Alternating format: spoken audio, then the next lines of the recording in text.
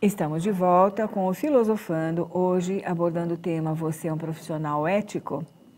Paramos no bloco anterior com o início do testemunho do professor da Universidade de São Paulo, Robert Henry Schroer. Diz o professor: ser ético é também agir de acordo com os valores morais de uma determinada sociedade. Essas regras morais são resultado da própria cultura de uma comunidade. Elas variam de acordo com o tempo e a sua localização no mapa. A regra ética é uma questão de atitude, de escolha. Já a regra jurídica não prescinde de convicção íntima. As leis têm de ser cumpridas independentemente da vontade das pessoas. Em alguns casos, no entanto, as questões éticas esbarram em princípios jurídicos. Nessa situação, as pessoas devem recorrer às leis que regem a convivência em sociedade antes de tomar uma decisão, afirma Maria Cecília Arruda, professora de ética da Fundação Getúlio Vargas. Além de ser individual, qualquer decisão ética tem por trás um conjunto de valores fundamentais. Muitas dessas virtudes nasceram no mundo antigo e continuam válidas até hoje. Eis algumas dessas premissas. Primeira, ser honesto em qualquer situação. A honestidade é a primeira virtude da vida dos negócios, afirma Robert Solomon, professor da Universidade do Texas. Afinal, a credibilidade é resultado de uma relação franca. Segundo, ter coragem para assumir as decisões, mesmo que seja preciso ir contra a opinião da maioria. Terceiro, ser tolerante e flexível. Muitas ideias aparentemente absurdas podem ser a solução para um problema. Mas para descobrir isso é preciso ouvir as pessoas ou avaliar a situação sem julgá-las antes. Quarto, ser íntegro. Significa agir de acordo com seus princípios, mesmo nos momentos mais críticos. Quinto, ser humilde. Só assim a gente consegue ouvir o que os outros têm a dizer e reconhecer que o sucesso individual é resultado do trabalho da equipe.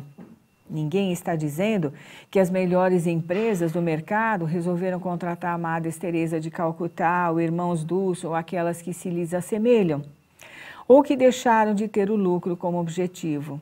O fato é que várias organizações estão se convencendo de que para o negócio sobreviver, terão de agir com muito mais atenção em relação à ética, de verdade, sem demagogia.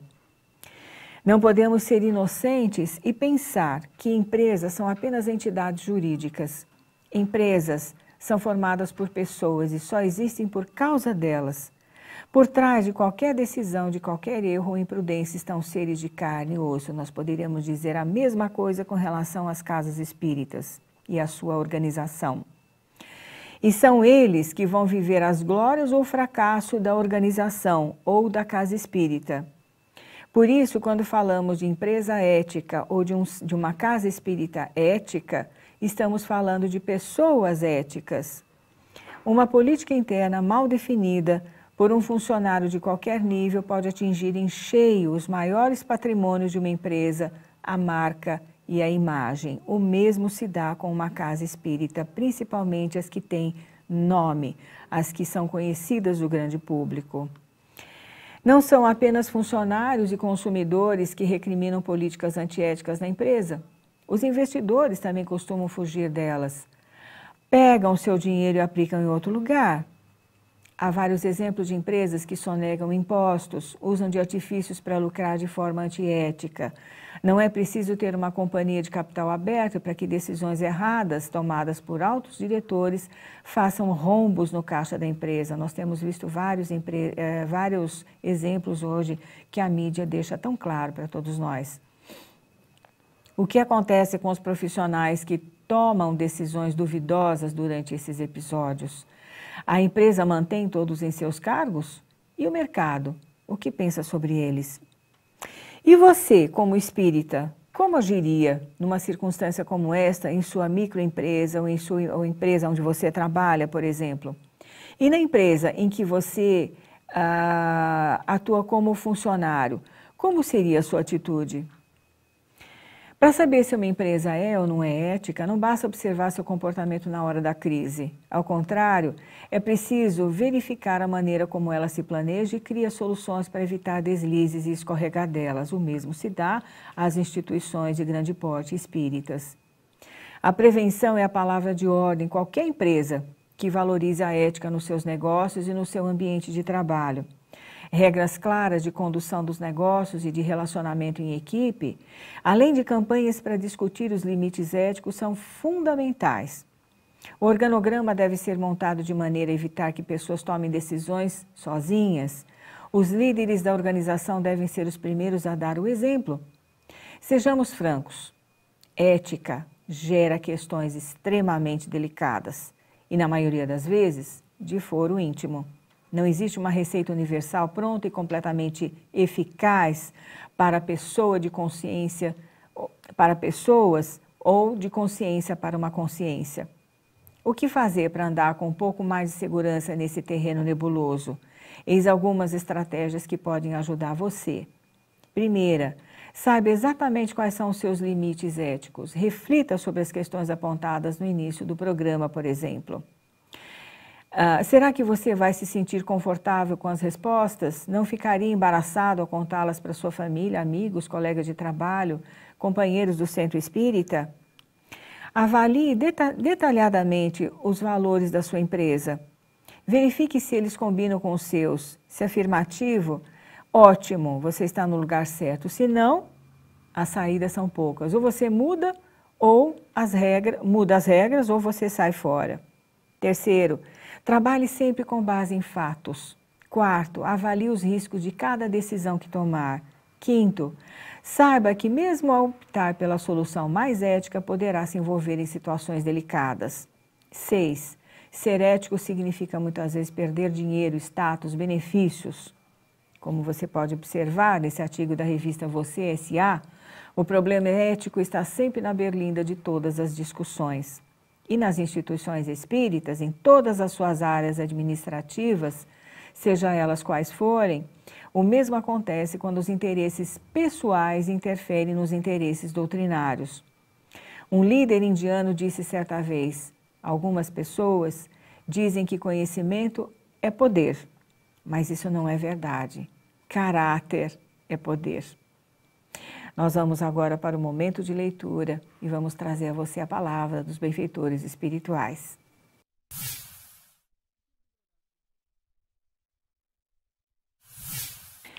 Momento de leitura. Nós temos uma passagem aqui do Evangelho segundo o Espiritismo, capítulo 17, Sede perfeitos, o homem de bem. O verdadeiro homem de bem é o que cumpre a lei de justiça, de amor e de caridade na sua maior pureza. Se ele interroga a consciência sobre seus próprios atos, a si mesmo perguntará se violou essa lei, se não praticou o mal, se fez todo o bem que podia, se desprezou voluntariamente alguma ocasião de ser útil, se ninguém tem qualquer queixa dele, enfim, se fez a outro em tudo que desejaria lhe fizessem. Deposita a fé em Deus, na sua bondade, na sua justiça e na sua sabedoria. Sabe que sem a sua permissão nada acontece e se lhe submete à vontade em todas as coisas. Tem fé no futuro, razão por que coloca os bens espirituais acima dos bens temporais. Sabe que todas as vicissitudes da vida, todas as dores, decepções são provas ou expiações e as aceita sem murmurar. Encontra satisfação nos benefícios que espalha, nos serviços que presta, no fazer ditosos os outros. Seu primeiro impulso é para pensar nos outros antes que em si mesmo, de pensar em si, para cuidar dos interesses dos outros antes do seu próprio interesse. O egoísta, ao contrário, calcula os proventos e as perdas decorrentes de toda ação generosa. O homem de bem é bom, é humanitário, benevolente para com todos, sem distinção de raças nem de crenças, porque em todos os homens vê irmãos seus. Usa, mas não abusa dos bens que lhe são concedidos. Sabe que é um depósito de que terá de prestar contas e que o mais prejudicial emprego que lhe pode dar é o de aplicá-lo à satisfação das suas próprias paixões. Se a ordem social colocou sob seu mando outros homens, trata-os com bondade, benevolência, com ética, porque são seus iguais perante Deus. Usa da sua autoridade para lhes levantar a moral e não para os esmagar com o seu orgulho. O subordinado, da sua parte, compreende os deveres da posição que ocupa e se empenha em cumpri-los conscienciosamente. Como você vê, o Evangelho segundo o Espiritismo também pode ser aplicado nas empresas. Finalmente, o homem de bem respeita todos os direitos que aos seus semelhantes dão as leis da natureza, como quer que sejam respeitados os seus. Não ficam assim enumeradas todas as qualidades que distinguem o homem de bem, mas aquele que se esforce por possuir as que acabamos de mencionar estão no caminho, ou melhor, no caminho se acha que a todas as demais conduz. Evangelho segundo o Espiritismo, o homem de bem.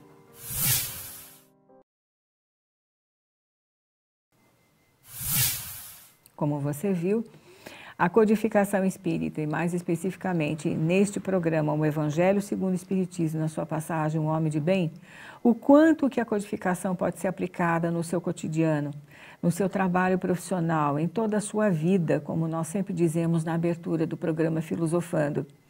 Tome como exemplo, porém, ou sempre, melhor dizendo, o Evangelho segundo o Espiritismo como conduta ética da sua vida, da vida da sua família, dos seus amigos.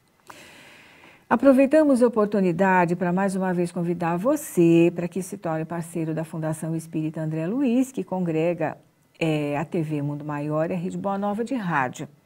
Grande parte das equipes que trabalhamos nas emissoras, nós somos voluntários, porém a FEAL trabalha com equipes de profissionais que cotidianamente oferecem a qualidade das suas atividades. Sem dúvida nenhuma que você está recebendo esse programa em seu lar com a qualidade que você merece. Isso é resultado do trabalho desses profissionais. Por isso, estamos convidando você a fazer parte da nossa equipe. Faça a sua contribuição hoje mesmo ligando para o 0800 1218 38 e associe-se ao Clube Amigos da Boa Nova. Nós estamos ficando por aqui. O Filosofando volta na semana que vem. Fique com Deus e até lá!